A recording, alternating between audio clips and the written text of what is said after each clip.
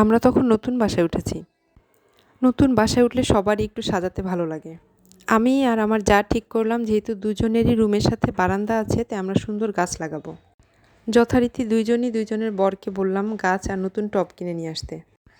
আমাদের যতটা তাড়া ছিল, আমাদের বরদের অতটা তাড়া ছিল না। তারা বিভিন্ন কাজে ব্যস্ত ছিল।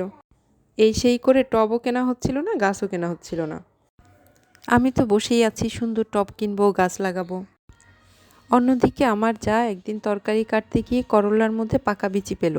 সে সেই বিচিটাকে সুন্দর করে একটা দইয়ের খুঁটির মধ্যে লাগিয়ে দিল।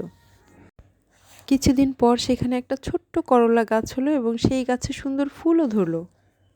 করলা গাছের পাতা ফুল দুইটাই কিন্তু দেখতে সুন্দর, তো সব মিলিয়ে ভালোই লাগছিল।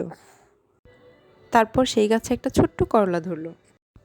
তখন আসলে আমি একটা জিনিস ফিল করলাম, আমি বা আমার মতো যারা সঠিক সময় এবং সঠিক সুযোগের অপেক্ষায় বসে থাকি, তারা আসলে সময় নষ্ট করছে, আর কিছুই না। কোনো কিছু শুরু করতে চাইলে আসলে অনেকভাবেই করা যায়। হয়তো আমি এখন যেভাবে চাচ্ছি সেভাবে হচ্ছে না, অন্যভাবে হচ্ছে।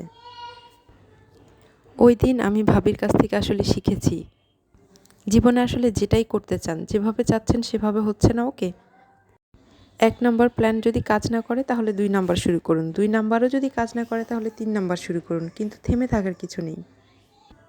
দিন শেষে আসলে যে শুরু করতে পারে সেই সফল, আর যে আমার মতো বসে থাকে সে শুধু সময়ই নষ্ট করে।